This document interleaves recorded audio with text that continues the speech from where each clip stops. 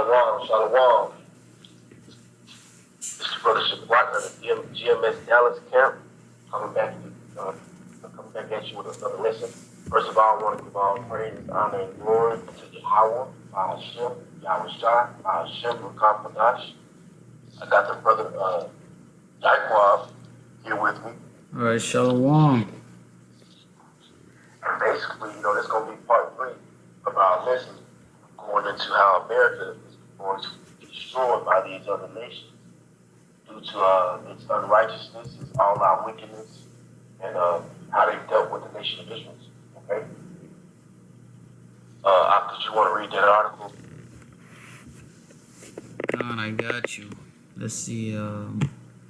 So this is CNBC.com, right? And the article is titled "What the World Thinks." All right, of America. Slovakia. There we go. What the world thinks of America. Now, this article was in April of 2018, so it's pretty recent. All right. All right, so I'm going to start off with, right here, it says, America is the most powerful nation on earth. It possesses the strongest military, largest economy, and dominant culture. Nevertheless, such factors do not necessarily translate into either international respect or popularity. All right. Indeed, the willingness of other nations to trust the U.S. with its extraordinary power is on the wane. That, in turn, undermines American influence. The better this nation's image, the more foreign governments are likely to cooperate with Washington's in advancing shared goals. So it's pretty much telling you, like, these other nations are looking at America like, yeah, all right, you got a strong military, you got this, you got that, but the overall image of America is starting, like we read in the article, it's starting to wane, man. It's starting to decline. So these nations aren't really looking at America to trust it, with giving influence, throughout the world, It says, so I'm going to read this. It says, of 17 nations for which Pew Research Center has numbers for both 2016 and 2017, only 3, Greece, Hungary, and Nigeria, saw a popular uptick for America. All the others were down, some dramatically. Australia, 60-48, Canada, 65-43, France, 63-46, Germany, 57-35, India, 56-49, Italy, 72-71, Japan, 72-57, Kenya, 63-54, Netherlands, 65-37, Poland, 74-73, South Africa, 60-53, Spain, 59-31, Sweden, 69-45, and the United Kingdom, 61-50. All right. So now it's going to tell you what that means. It says, could this have been due to anything other than the Trump presidency? A Pew Research Center study from last June found the answer to be no. The researchers explained, although he has only been in office a few months, Donald Trump's presidency has had a major impact on how the world sees the United States. Trump and many of his key policies are broadly unpopular around the globe, and ratings for the U.S. have declined steeply in many nations. Now, pretty much all these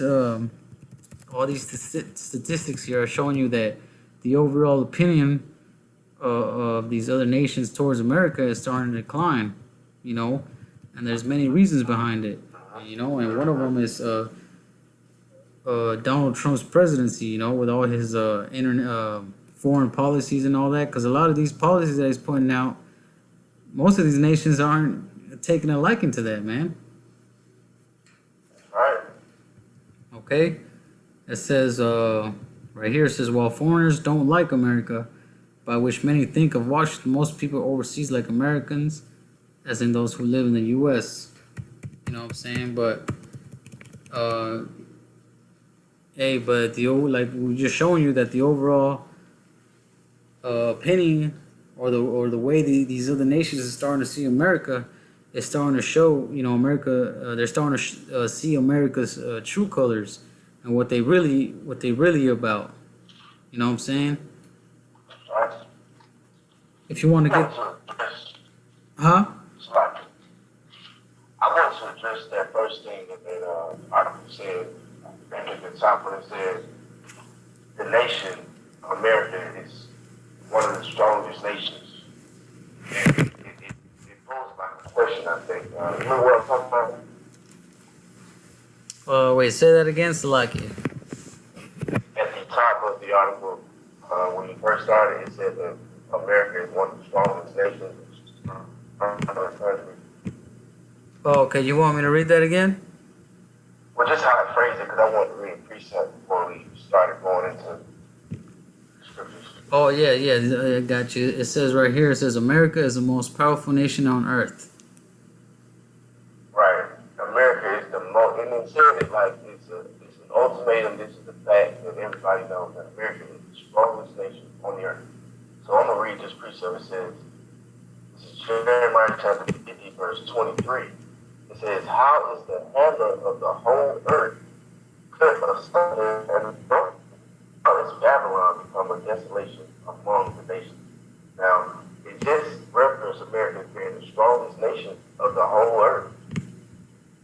But in Jeremiah, he's prophesying the fact that this nation is going to be looked at as a big question mark. Like, how is the whole hammer of the earth? Okay, how is this nation gone from taking over many of societies, taking down economical structures? How have they become, basically asunder and broken?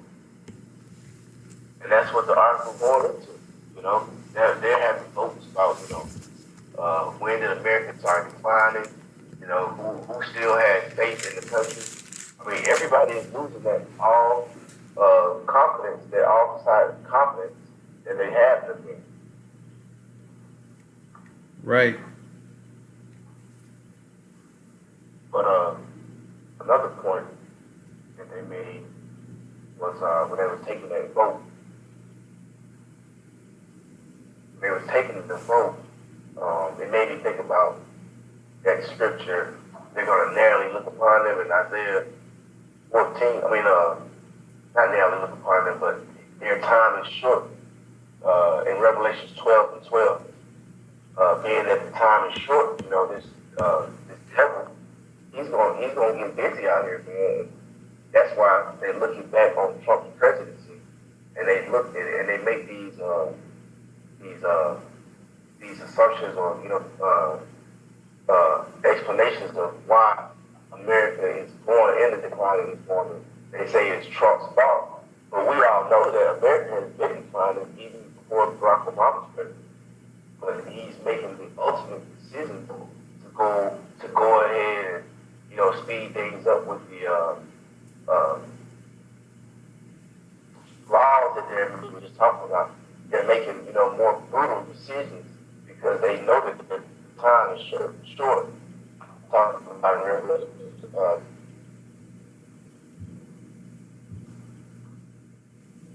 That's all I had on that point right there. Just how they think that America is the strongest nation, and they want to put it all on Trump. It all goes back to. Khan, I got a preset for you. One. Okay, let's see. Since we're talking about that and what the other nations think of America, I'm going to read this. This is Revelation 17, verse 16. All right? And the 10 horns which thou sawest upon the beast, these shall hate the whore, and shall make her desolate and naked, and shall eat her flesh and burn her with fire. And we all know what the 10 horns represent. The 10 common markings of today. Well, today, representing today's 10 common markets, which goes into Belgium, France, Italy, Luxembourg, the Netherlands, West Germany, Denmark, Ireland, the United Kingdom, Greece, Spain, and Portugal. All right, and then throughout the time. Some of the most. I was just going to say, I was going to say that these are some of the most thriving countries uh, it exists right now as we speak. Okay? These other countries, our,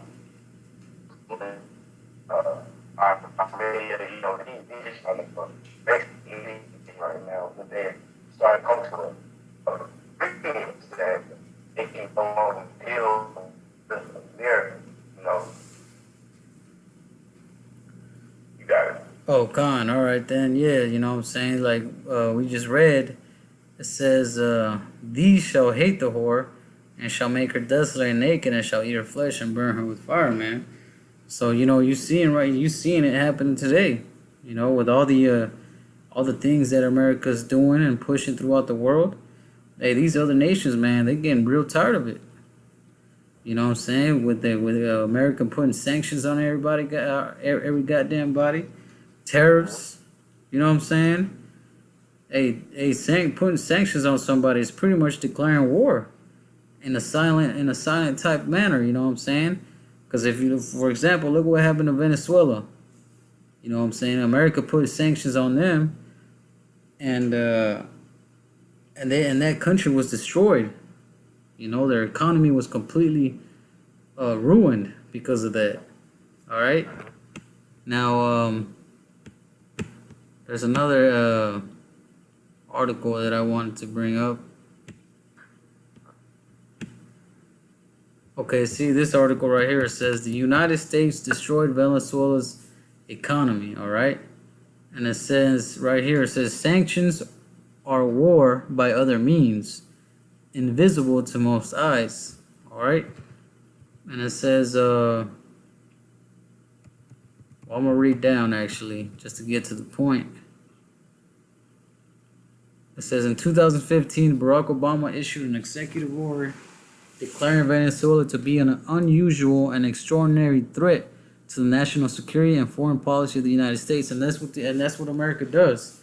You know what I'm saying? If they see that you rebelling or not doing what they tell you in any kind of manner, they're going to deem you as a threat to the national security of the United States. You know, it says that decree is necessary in order to impose economic sanctions. All right, so that's what they do. All right, but sanctions do not only mean that American corporations and individuals cannot do business with the targeted country. Any country that conducts economic transactions with Venezuela will also be subject to sanctions. Even in the state of decline, the United States is in the 800-pound financial gorilla that can't be ignored.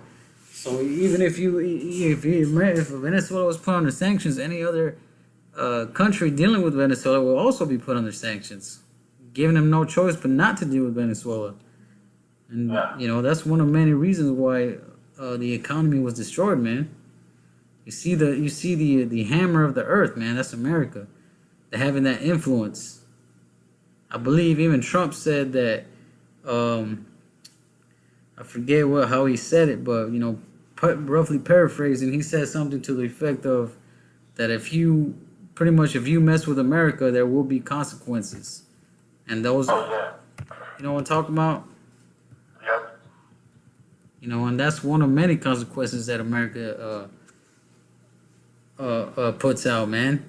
You know, and you know you gotta really look at the big picture of how America deals with the earth, with the whole world, and these other nations.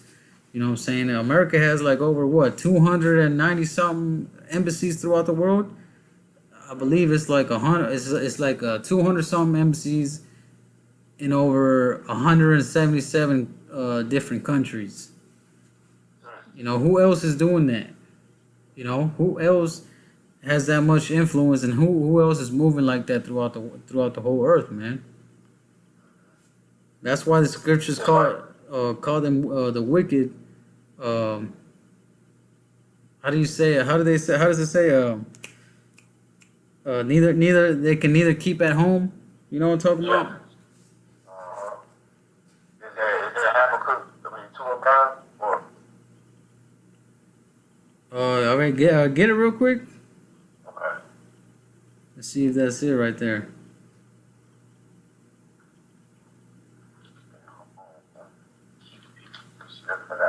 chapter 2, verse 5, it says, "Yea, also because he transgresses by wine, he is a proud man, neither keepeth at home, who enlargeth his desire still, and is as milk, and cannot be satisfied." Yeah, man, he can't be satisfied. He enlarges. Oh, Salaki, go ahead and finish. Go ahead and finish I it. just want to finish it. It says, "But gathereth unto him all nations, and heapeth up unto him all people." Yeah, that's right. That's America, man. That's the so-called white man. These Edomites. Ain't that what they doing, man? Ain't that what they doing right now? I got another precept that's going into what they are just talking about. Okay, Khan, go ahead. Yeah, this is Daniel chapter 8. I started at verse 24. It says, I'm starting at 23. It says, "And in the latter time of their kingdom, when the transgression shall come to the full, the king of fierce countenance and dark sentences shall stand up, and his power shall be mighty, but it is not by his own power. And he shall destroy, shall prosper, and practice, and shall destroy the mighty and the holy people." And see, that's what's going on with America. Out to all different types of society, okay, through dispensations and tariffs. He's successfully destroyed Venezuela. You see, and the holy people is talking about Israel. In verse 25 it says, "And through his policy also he shall cause craft to prosper in his hand, and he shall magnify himself in his heart." And that's what he's doing, through his policy. I can remember what's going on. All right, this is like playing war on other countries. You see, but in the past years, 200 years, what did he achieve? A lot of different kingdoms, a lot of different type of power and authority. All right, but what has he done? He's destroyed many, like Libya, okay, Gaddafi, Iraq, Afghanistan. All these people he destroyed. He said, "He shall also stand up against the prince of princes, but he shall be broken without hands." So he's going to try to do it one last time, man. And that's when YAHAWASHI going to send YAHAWASHI down here, and it's just going to be him wipe out the neck. All right, you got it right. Yep, Khan, that's the ultimate end all, man. His ultimate end is what is going to be by the hands of YAHAWASHI. Let's see. But yeah, I believe that was which article? Oh yeah. They go around like the scriptures say, man. They hammer the earth. There's a scripture in I believe Proverbs the 4th chapter that says that they sleep lest not they have done mischief. Mischief, yeah. You know what I'm saying? So that's why they always out and about trying to just do extra shit, man. Do shit they got no business doing, man. Messing with these other nations, going into the land, destroying things, causing all kinds of trouble. Doing all kinds of killing people. Taking their land. All right. That's America, man. But let's go ahead and finish that off in Revelation 17, and then we can jump over to Isaiah 47. I got you. It's Revelation chapter 17. I start at 17. It says, "Propose their hearts to fulfill his will, and to agree, and give their kingdom unto the beast, unto the words of the Most High shall be, until the words of the Most High shall be fulfilled." Yeah, man. So these things are going to happen regardless of what these people think. Because the Most High put it in their hearts to fulfill his will. Hey, like the scriptures say, man, the heart, what does it say? The king's heart is in the Most High's hand. Something to that effect. You know what you want to talk about? I know the one you're talking about. I can't remember the actual scripture though. Well, pretty much the Most High, controls what these world leaders, what they gonna do, what did they gonna decide to do, and what's gonna happen,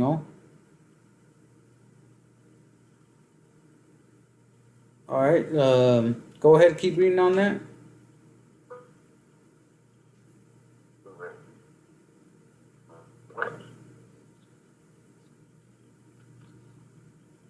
This Revelation chapter 7, which thou sawest is that great city which reigneth over the kings of the earth. Okay, Khan. All right, I found it. It says, this is Proverbs 21:1. It says, the king's heart is in the hand of the Lord, as the rivers of water. He turneth it whithersoever he will. So the Most High is gonna control what these world leaders and these politicians and all these men with influence throughout the world, what they gonna decide to do. So if the Most High puts that spirit on these other nations to retaliate against America, man, that's what's gonna happen. Because like the brother just read, for the Most High have put in their hearts to fulfill His will. And this is His will, man. World War III. The microchip, these thermonuclear bombs to utterly destroy America for all this wickedness, man. All these things are to fulfill the will of YAHAWASHI, all right? That's why. Oh, Salaki, go ahead. I was gonna say prime example, man. King Pharaoh. All right, when King Pharaoh had the nation of Israel in captivity, and Joseph and Moses, were trying to plead their case.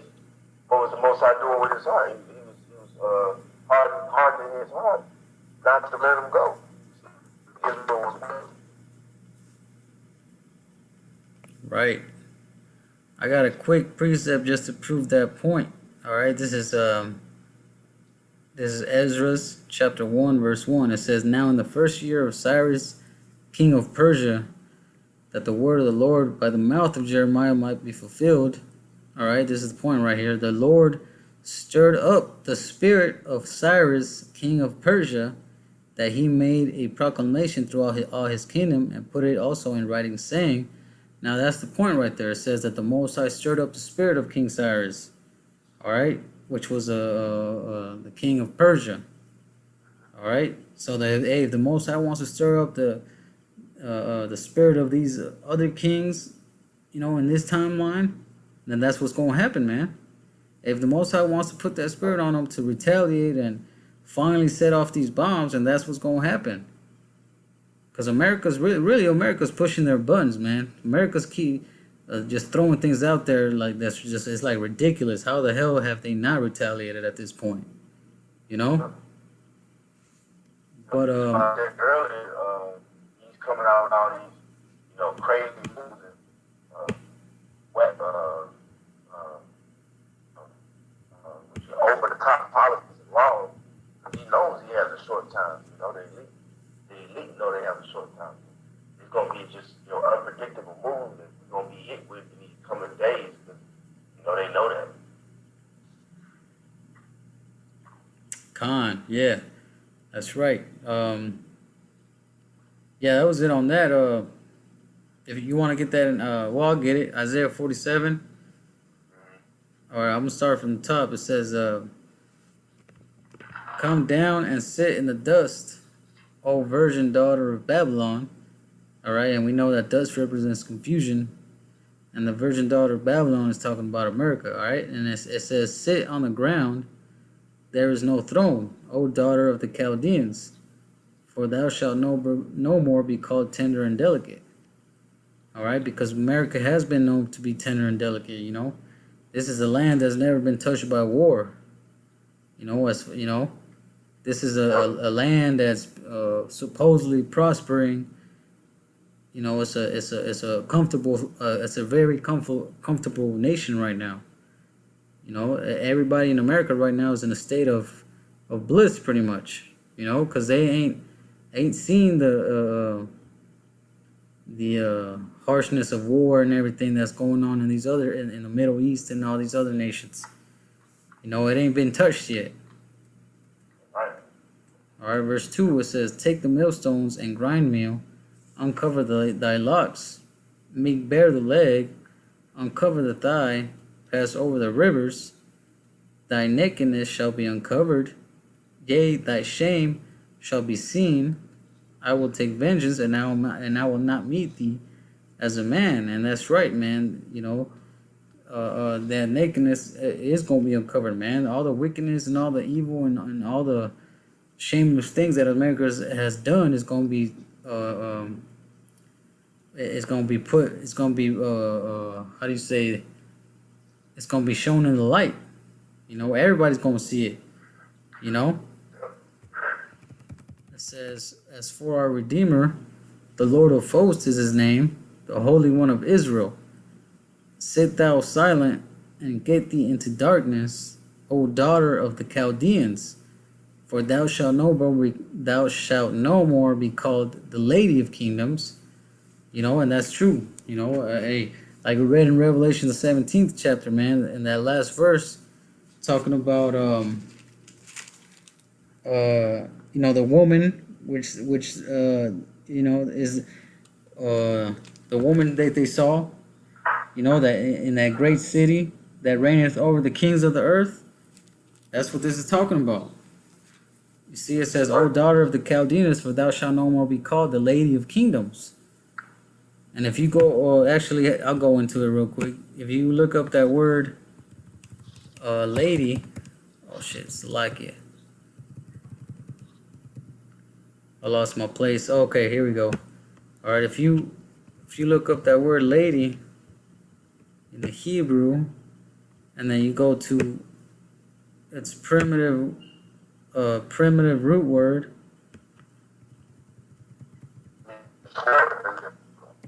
you see, if you look down here, it says to show oneself mighty, to act proudly toward the Most High. And that's the overall spirit of America, man. You know? Let's see. All right. Let me go back to that Isaiah 47 real quick. This thing will let me. That's crazy too, man. If you look at the spirit of these women out here, they're proud. You know, he's cutting. Gone. Yeah, that's right. Hey, you got it pulled up? Yeah, I got Isaiah 47 what we going to. Okay, Khan, can you go ahead and read it and speak on it a little bit? I gotta get something real quick. Okay, come. Okay, Salah. All right, you good, bro. It's Isaiah 47. We'll start back at verse 6. It says, I was wroth for my people. I have looked and given them into thine hand. Thou didst show them no mercy upon the ancient, as thou very heavily laid thy yoke. And man, that goes slack together with Deuteronomy 2:28. You know, that yoke of iron put on our neck. You know, that's how you know this is my covenant with us being in the nation of Israel, man. Here's the scripture going into the end of America. All right, and then it brings back up how we were in slavery. Okay, when it says, "I was wroth with my people, I have polluted my inheritance, and given them into thy hand. Thou didst show them no mercy upon the ancient and therein I do." I mean, that's two right together, man. Okay, we are the nation of Israel. Okay, that yoke of iron was thrown on our neck, and now we're being redeemed. Okay, like it says in verse 4, as our Redeemer, YAHAWAH of hosts is his name, the Holy One of Israel. Okay. Verse 7, and thou sayest, I shall be a lady forever, so that thou didst not lay these things, neither didst remember the latter end of it. Okay, that's going right into Psalm 55. See? I'm going to read it one more time, then I'll read the precept. But it says, and thou sayest, I shall be a lady forever, so that thou didst not lay these things to thy heart, neither didst remember the latter end of it. Okay, America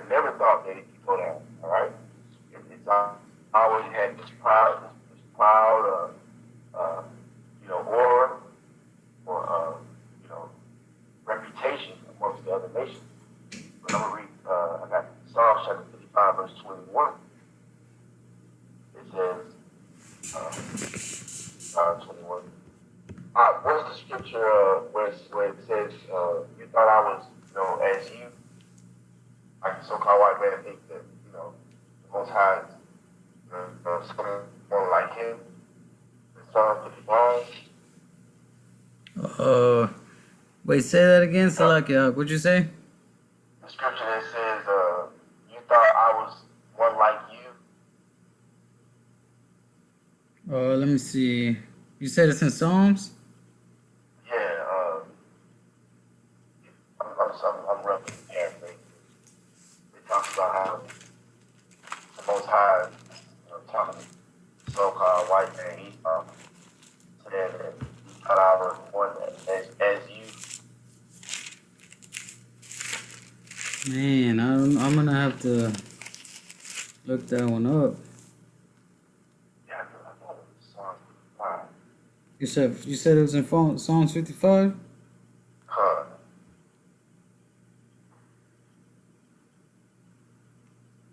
Yeah, I thought it was this one.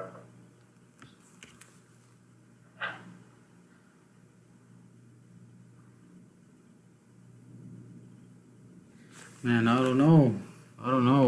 Where'd you leave off on Isaiah? Isaiah 47 and 7. Okay, Khan. Well, if you want to I'll look. find it, like, while you speak.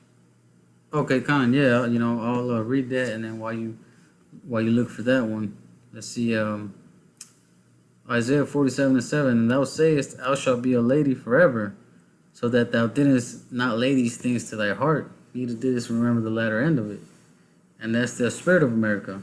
That's the overall mentality of these Edomites, all right, of these Americans, like they call themselves, because they in a place right now where they don't think that none of those things that's happening to these other nations is gonna come to them, man. They don't think that famine, war, and all those things are gonna come over here, man. They didn't take those things into consideration, man. They think that their way of life is gonna last forever. That American way of life. Going to Starbucks every morning. Going to IHOP whenever they want to get some breakfast, or McDonald's, or the corner store whenever they want to get some beer. All those things, man, it's not going to last forever. But the overall mentality of the average American is that these things will last forever in their mind, Let's see, this is Isaiah 47 and 8. It says, therefore, hear now this, thou that art given to pleasures, that dwellest carelessly, that sayest in thy heart, I am, and none else beside me. I shall not sit as a widow, neither shall I know the loss of children. And there you go. That's it right there. They don't think that those things are going to happen over, man. All those things that happened in Venezuela, people eating each other, economy collapsing, all those things. They don't take those things to heart. They don't really consider that there's even the slightest possibility that those things can happen here in America. That's why it says, right there, I shall not sit as a widow, neither shall I know the loss of children, man. That's the overall mentality, man.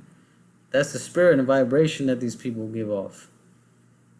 That proud, ignorant, haughty spirit. Let's see Isaiah 4. Oh, you did? Okay, Khan, go ahead. Yeah, just to rephrase that, I was back. Yeah, Isaiah 47. It says, I should say that God does not lay these things, and I should remember the latter end of it. Because, back where it said, that yoke upon the ancient has thou very heavily laid thy yoke. We were in slavery, like I was saying before, and America thought it was a blessed nation. scripture. I said Psalm 55 and 21, but it's actually Psalms 50 and 21. I said, "Ye are done," and I kept silence. You know, our thought is that I was altogether such and one as thyself, but I will reprove thee, set them in order before thine eyes. Because America thought that being that, you had us in captivity, we thought this reward, that it thought that the Most High was actually with them there. So that's why I brought that scripture out. And that's the Most High himself telling you, you thought wrong. Verse 22, it says, "Now consider this, ye that forget the Most High, lest I tear you in pieces, and there be none to deliver." That's what the Most High is there. Con. Is there more on that?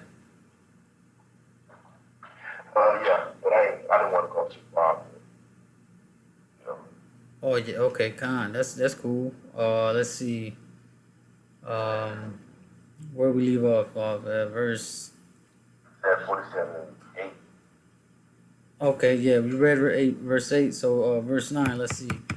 It said, "But these two things shall come to thee in a moment, in one day: the loss of children and widowhood. They shall come upon thee in their perfection, for the multitude of thy sorceries, and for the great abundance of thine enchantments." You know? So all these things are going to come to pass, man. These things are going to happen, and, they will happen.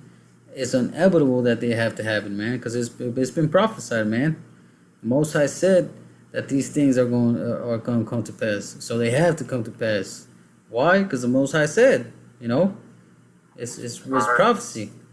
The Most High is not going to, the Most High's word ain't going to return back void, like the scriptures say. All right?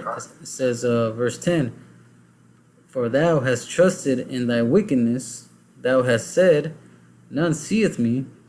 Thy wisdom and thy knowledge, it hath perverted thee. And thou hast said in thy heart, I am, and none is beside me," man. So they like we read in Isaiah the 14th chapter in our last videos. These Esau, these Edomites, they wanna they setting themselves up like the Most High, man, and they have that thought, inner thought in them that they are like the Most High, that they have become the Most High. Let's see.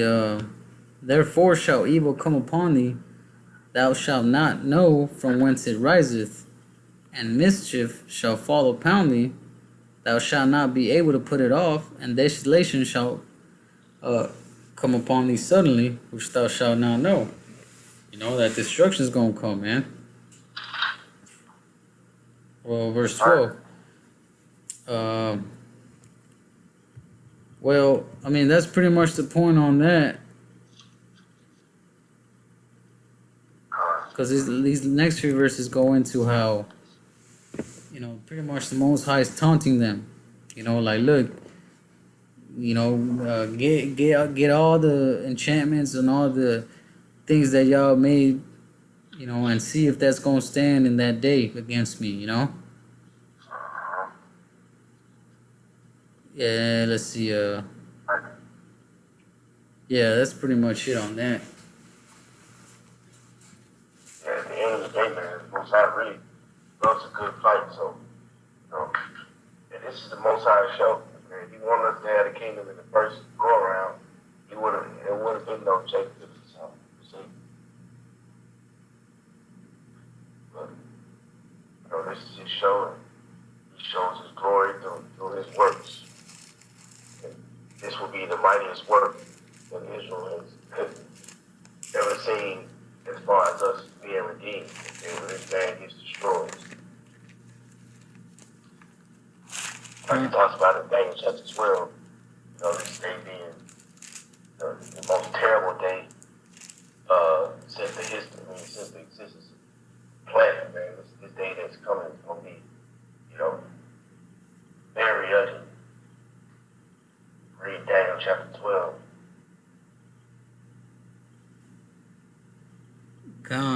That's right. You know, and that's what really Revelation the 12th chapter. You know, it talks about that war in heaven. You know, talking about how the how Michael and his angels fought against the dragon. You know, talking about uh, this whole system and this whole infrastructure that was set up. You know, by of course the self-proclaimed white man who was Esau. You know, that this whole infrastructure that was built was going to fight against the angels of YAHAWASHI, you know. That's right. But like it says, you know, that dragon didn't, pretty much didn't prevailed not, like the scriptures say. You know, and that devil and that dragon was cast out. You know, and it calls it that old serpent. You know, called the devil and Satan. You know, the who deceived the whole world. You know, it says he was cast out into the earth, and his angels were cast out with him. Now, it's not actually talking about back in the day, in the ancient times, when all of a sudden Satan decided he wanted to rebel, and then a legion of angels followed after him. That's not what that's talking about. Because if you read down, it talks about Yahawashi coming back. So if that happened how these Christians say it happened, then why is it talking about the returning of Christ? You know, because it says in the 11th verse, it says that they overcame him by the blood of the Lamb, and by the word of their testimony. All right. So what's that talking about? That's talking about that last war, man. That last fight between YAHAWASHI and his host against this world,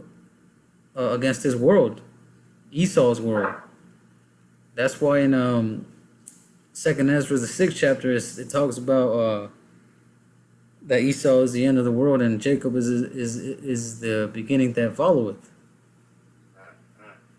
You know, because once all that goes down, that means that's literally the end of this world, this kingdom, and the beginning of the kingdom of heaven, man. Right. But you got any more precepts you wanted to bring out? That's it, brother. That's a beautiful lesson, man. Make it point. That's it. Yeah, Con, that's all I had.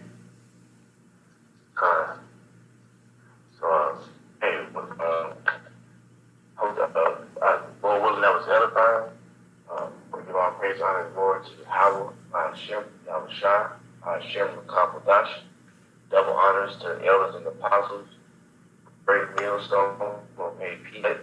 I teaching this word, truth and sincere. That I want to say shalom. All right, shalom.